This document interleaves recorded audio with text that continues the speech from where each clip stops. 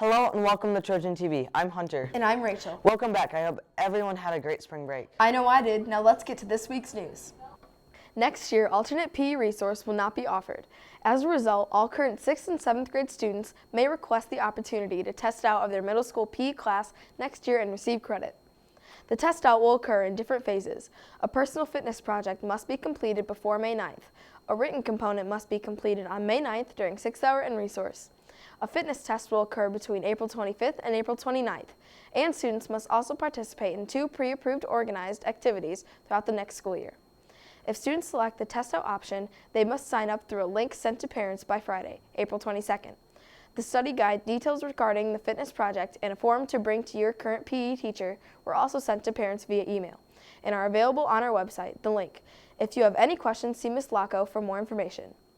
7th graders, you can still sign up for the 2017 Washington, D.C. field trip. If you sign up by April 15th, you can save $100 on the total cost. Sign up online at worldstrides.org today or see Ms. Mackey for an information packet. 8th graders, you need a fully charged computer on MSTEP test days, which are Monday, Tuesday, and Thursday next week, and earbuds if you have them. Schedules with room locations will be posted at the end of the week. For more information on the MSTEP testing, here's Eleanor and Ashton. Spring is here, and so is the season for MSTEP testing. We caught up with Ms. Williams to find out about changes to this year's test in the testing window. MSTEP is the Michigan test of student achievement that's required by all public schools in Michigan to give each year. It's a state requirement.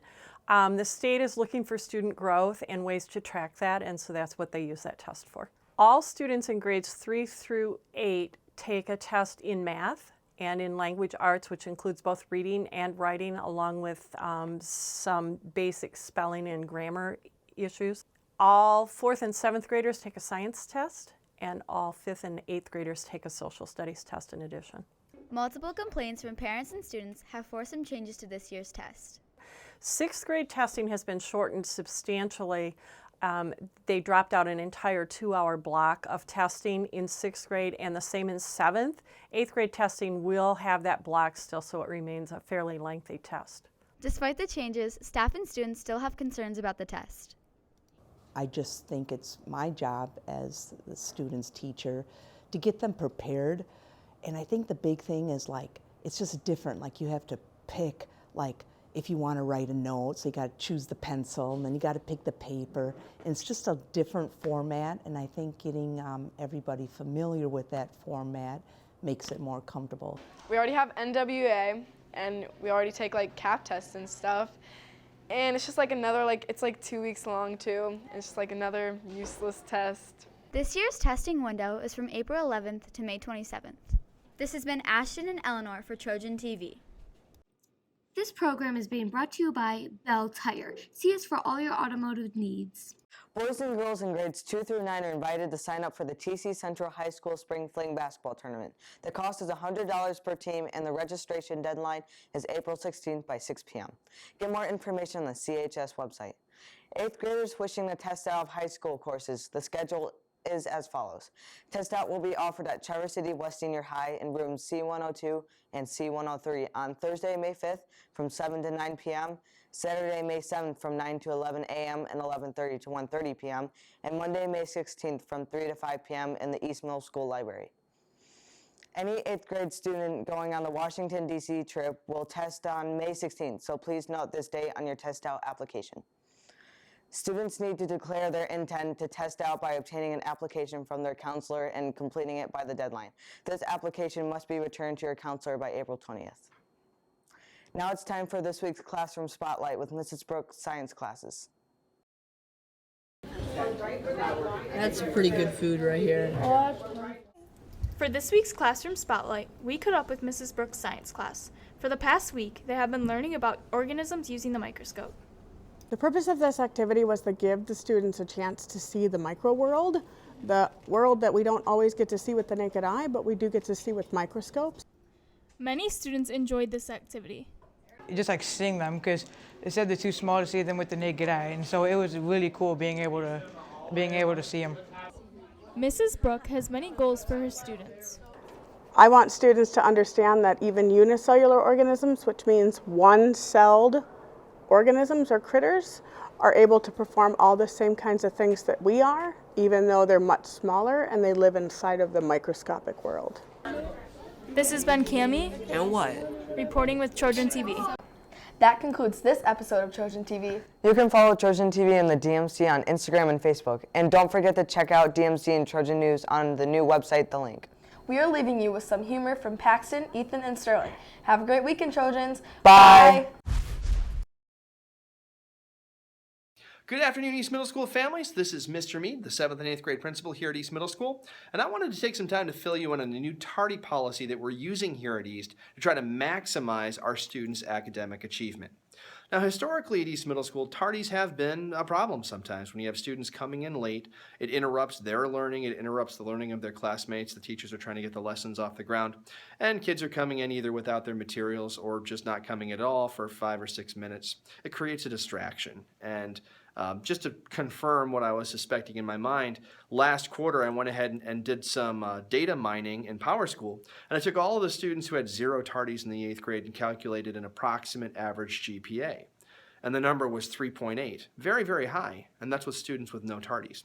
Then I did the same experiment with kids who had 15 or more tardies, and the number went down to about 2.4. And so the connection between being on time and having a good grade point average was very clear to me and to the 8th grade kids as I shared it with them. But the problem was that the rules really depended on the teachers manually keeping track of how many tardies each student had. They would have to sign the student up for lunch detention by hand, and that was distracting them from their job, which is teaching our kids. I really didn't think that that was optimal. So instead of having the teachers do it by hand, we came up with something entirely new. Instead of having 3 tardies per class, we chose the number 6. 6 tardies for all of your classes put together. And then instead of teachers counting, we do that right here in this office every morning to see who's hit 6. That student would have a lunch attention. Who's got 7? Same thing. Every tardy after 6 would also be a lunch attention. The results were fantastic. Normally throughout the year as we get towards spring, the 8th graders are getting maybe a little bit complacent as they get close to Central High School, and we see the number of tardies go up. Well, not this year. This year, the number of tardies actually went down by 25% with this new policy in place. And many of our kids began to understand that relationship between having good attendance and good grades. So with that kind of success, we've decided to roll this out school-wide to our 6th graders and our 7th graders. So this now means that all students here at East Middle School have got 6 tardies per quarter, which they can, use if they need to, because life does happen. Sometimes, you might really have to go to the bathroom. It might take a little bit longer than you thought. That's okay. You've got 6 tardies to cover that. But on the 6th one, you do get a lunch attention. So throughout the course of the year, you take 6, you've got 4 quarters that students actually have about 24 tardies that they could get. That's 24 bathroom emergencies or, oh, I spent too long talking to my friend or something like that before they actually get a consequence, which would be a lunch detention. Now, one little twist that we're putting on this that we found with the 8th grade is that sometimes kids did arrive to class on time, but they would then immediately have to go back out in the hallway to get their math book or get their laptop or get a writing utensil or something like that. And so we've created a new attendance code called NPR. Not National Public Radio, it's called Not Prepared. So that if a student is actually on time for class, but they have to leave class to go get something, we would now mark them not prepared. That counts the same as a tardy in the attendance, but it's a little bit more specific so that when you as a parent check in PowerSchool to see how your son or daughter is doing, it will be able to tell you. You can now check on PowerSchool to see, is the problem that my son or daughter is not getting to class on time, or are they just not coming prepared? We're really excited that this is going to help our classes to run more smoothly, help our students to learn more, and really raise academic achievement for everybody here at East Middle School. If you've got questions about it or comments, please don't hesitate to call myself or Mr. Berger, the 6th and 7th grade principal, or Mrs. Smith, our lead principal. Stop by and talk to your son or daughter and say, hey, I watched Mr. Mead's movie, and you know, see how they feel about this. When they know that their mom or dad are aware of what's going on, they're more likely to be successful too. So thanks so much for watching the video, and we look forward to a great final quarter here at East Middle School 2016.